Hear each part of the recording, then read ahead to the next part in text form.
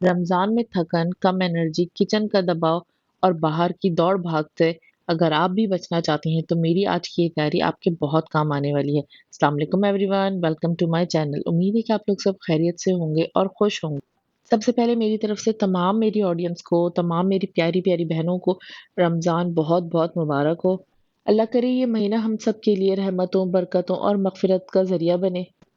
चलिए जी बात करते हैं अब अपने टॉपिक पर। जैसे-जैसे रमज़ान करीब आता है ना, मेरी कोशिश होती है कि मैं अपनी ज़्यादा से ज़्यादा तैयारी पहले से ही कर लूँ। स्पेशली मील प्रेप और थोड़ी बहुत बच्चों की शॉपिंग, क्योंकि रोज़े की हालत में ना एनर्जी लेवल वैसे ही थोड़ा कम हो जाता है और इबादत की मसरूफियत भी बढ़ जाती हैं। अगर हम कुछ पहले से तैयारी कर लें, कुछ चीज़ें रेडी कर लें, तो रमज़ान में वाक़ई बहुत सुकून रहता है। तो बस आपके साथ मैं आज वही अपनी छोटी-छोटी सी टिप्स एंड ट्रिक्स शेयर करूँगी।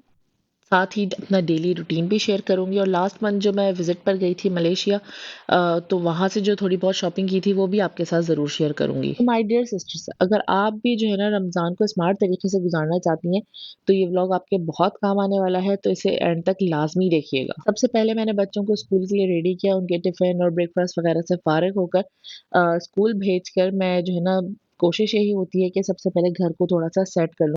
और आज मैंने डिसाइड किया था कि मुझे रमज़ान के लिए मील प्रेप करके रखना है, तो किचन में मेरा काफ़ी टाइम लगने वाला था, इसीलिए पहले मैंने घर को अच्छे से सेट कर लिया। उसके बाद मैंने किचन वगैरह साफ़ करना स्टार्ट किया ताकि किचन साफ़ हो तो आपका काम करना ना आसान हो जाता है। और जैसे मैं पहले भी आप सबके साथ शेयर कर चुकी हूँ कि मैं थोड़ी-थोड़ी सफाई, थोड़ा-थोड़ा काम डेली करती रही ताकि रमज़ान में जो है ना एकदम मेरे पर किसी चीज़ का बर्डन ना, क्योंकि रोज़े रख के ना डीप क्लीनिंग वग़ैरह करना काफ़ी मुश्किल हो जाता है, तो इसलिए मैंने पहले वो कर लिए और आज जो है ना मैं अपने लिए रमज़ान के लिए कुछ फ्रीज़र प्रेप होगा वो करके रखूँगी। जब आप रोज़ थोड़ा-थोड़ा, एक-एक एरिया फ़ोकस करें, आज किचन, कल वार्डरोब, क परसों स्टोर वग़ैरह, इस तरह ना पूरा घर आपका आहिस्ता-आहिस्ता सेट हो जाता है और आप बिल्कुल स्ट्रेस फ्री हो जाती हैं। अब सबसे पहले मैंने जो है ना चने की दाल भिगा दी है क्योंकि सबसे पहले मुझे कबाब बनाने। अच्छा, मैं आपके साथ पहले भी बता चुकी हूँ, मैंने कबाब का एक बैच बना के ना पहले ही फ्रीज़ कर दिया है और अब ये मैं ना दूसरा बैच बना रही हूँ क्योंकि एक साथ ना ज़्यादा क्वांटिटी में बनाना मेरे लिए ज़रा ना मुश्किल हो जाता है। इसलिए मैं ना आधा-आधा करके जो है ना अपना काम को कंप्लीट कर रही हूँ। तो बस इसमें मैंने बेसिक से मसाले डाले क्योंकि बच्चे मेरे बहुत ज़्यादा स्पाइसी चीज़ें नहीं खाते हैं। आप भी अपने बच्चों के अकॉर्डिंग रख सकते हैं। इसमें मैंने लहसुन, अदरक, हरी मिर्ची और खड़े मसाले डाले और सबको अच्छी तरह पका लिया। इसमें चने की दाल और गोश्त जो है ना इक्वल क्वांटिटी में है और इतना पकाया कि गोश्त और दाल ना बिल्कुल सॉफ्ट हो जाएँ। अच्छा, कल जब मैं मार्केट गई थी तो मुझे यहाँ ना बच्चों की डेकोरेशंस मिली, तो ये मैंने ले ली। मेरी बेटी की बर्थडे जो है ना इंशाल्लाह ईद वाले दिन या ईद से 1 दिन पहले आएगी, तो बस मैंने उसके लिए भी ले लिया है और रमज़ान की डेकोरेशन के लिए भी छोटी-छोटी चीज़ें ले ली हैं। इससे ना बच्चे बड़ा खुश होते हैं और वो भी आपके साथ-साथ जो है ना रमज़ान की तैयारियों में पार्टिसिपेट करते हैं। चलिए जी, अब आते हैं अपनी नेक्स्ट स्टेप की तरफ। अच्छा, मैं रमज़ान के लिए भी और आम दिनों में भी ना, मैं इस तरह से ना मसाले बना के सालन के लिए फ्रीज़ करके रख लेती हूँ। एक तो इससे आपका टाइम बहुत सेव होता है, दूसरा कभी अगर आपको इमरजेंसी हो, तो आपको खाना जो है ना बनाने में टाइम नहीं लगता और आप जल्दी से मसाला निकालते हैं, डिफ्रॉस्ट करते हैं। इसके साथ आप कुछ भी बना सकते हैं, आलू गोश्त का सालन या जो भी चीज़ आप बनाना चाहें। इसमें मैंने कोई एक्स्ट्रा मसाले वगैरह नहीं डाले, इसमें बिल्कुल बेसिक नॉर्मल मसाले जो डेली यूज़ होते हैं, वही इसको डाल के मैंने रेडी कर लिया है। जब मैं सालन बनाऊँगी तो उसमें अपने अकॉर्डिंग जो भी चीज़ अगर आपको डालनी है उस हिसाब से आप इसे एडजस्ट कर सकते हैं। साथ ही जो है ना मैंने चने भी रात को भिगा के रख दिए थे। अब मैं इन्हें भी बॉयल करके जो है ना रख लूँगी क्योंकि चने बनाने में ना व्हाइट बहुत टाइम लगता है, इनकी प्रिपरेशन में, इनको बॉयल होने में, इनको भिगाने में काफ़ी आपका टाइम निकल जाता है। साथ ही रमज़ान में यूज़ होने वाले जो ड्राई मसाले होते हैं, उन तमाम मसालों को मैं पहले ही पीस के रख लेती हूँ क्योंकि रमज़ान में ना इनका यूज़ भी ज़्यादा होता है और रोज़-रोज़ मसाले पीसना ना वाक़ई बहुत मुश्किल हो जाता है, ख़ास तौर पे रोज़े की हालत में। इन्हें ख़राब होने से बचाने के लिए ना एक टिप आपके साथ शेयर करती हूँ, इन्हें ड्राई रोस्ट कर लें, फिर इसे ठंडा करें, त उसके बाद आप इसे पीसेंगी ना और एयर टाइट जार में रखें शीशे के, तो ये काफ़ी लंबा अरसा चलेंगे, बिल्कुल भी जल्दी ख़राब नहीं होते। क्योंकि रोज़े की हालत में ना वैसे ही एनर्जी डाउन हो जाती है, घर के काम, बच्चों के साथ इबादत, मसरूफ़ियत भी बढ़ जाती है। ऐसे में अगर छोटी-छोटी चीज़ें ना पहले से कर ली जाएँ और उनका एक्सेस हमारे लिए आसान हो जाए ना, तो इससे टाइम भी बहुत बच जाता है और आपको परेशानी नहीं हो। तो बिल्कुल कुछ तैयारी ना पहले से कर लेना बहुत अक़लमंदी रहती है। और रमज़ान की तैयारियों में ना एक और बहुत इम्पोर्टेंट चीज़ है, जो अगर आपने पहले से कर ली ना, तो आप काफ़ी हद तक स्ट्रेस फ्री रहेंगी। वो है बच्चों की और अपनी ईद की शॉपिंग। क्योंकि वैसे ही रमज़ान में रूटीन ना बहुत टफ़ होता है, इसलिए जो है ना कुछ चीज़ें अगर पहले से ले ली जाए ना, तो आप बाद में परेशानी से ना काफ़ी हद तक बच जाती हैं। तो मैंने भी यहाँ बच्चों की शॉपिंग एटलीस्ट पहले से कर ली थी, ताकि जो है अगर बाद में मैं मुझे कुछ चीज़ समझ में ना भी आए ना तो इतनी मुझे परेशानी ना हो। मैंने बहुत ही लिमिटेड और बच्चों की नीड के हिसाब से कपड़े लिए हैं। मौसम भी ऐसा है कि ना बहुत ज़्यादा गर्मी होगी और ना ही बहुत ज़्यादा सर्दी। तो बस मैंने उसी के अकॉर्डिंग बिल्कुल लाइट से कंफर्टेबल कपड़े लिए हैं और सबसे बड़ी बात, बच्चे जो है ना कपड़ों के मामले में बहुत ही जो है ना पिकी होते हैं।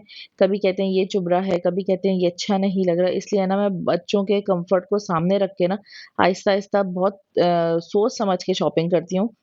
अच्छा, मेरी कोशिश होती है कि बच्चों के लिए ना बहुत ज़्यादा एक्सपेंसिव कपड़े ना लूँ, क्योंकि वक़्त के साथ-साथ बच्चे बहुत जल्दी बढ़ जाते हैं माशाल्लाह, तो उनके कपड़े भी बिल्कुल छोटे हो जाते हैं। तो मैंने ये जो है ना शाबान में ले लिए थे, तो मुझे सेल में मिले और काफ़ी अच्छी डिस्काउंटेड प्राइस में मिले। अगर आप ये छोटी-छोटी चीज़ें ना पहले से कर लें, तो इस तरह से ना आपका बजट भी कंट्रोल में रहता है, आप स्ट्रेस फ्री भी रहती हैं और रमज़ान के ना आखिर में जो भाग-दौड़ होती है ना, उससे भी बच जाती हैं। और अक्सर जो है ना ईद के करीब ओवर प्राइसिंग जो होती है ना, कि अगर हमें कोई चीज़ समझ आ रही है तो आपको मार्केट में बहुत ज़्यादा उसके प्राइसेज़ हाई होते हैं, उससे आप काफ़ी हद तक बच जाती हैं। थोड़ी-सी समझदारी से ना आप अपने बजट को कंट्रोल और मैनेज कर सकती हैं और रमज़ान और ईद बिल्कुल पुरसुकून अंदाज़ में गुज़ार सकती हैं।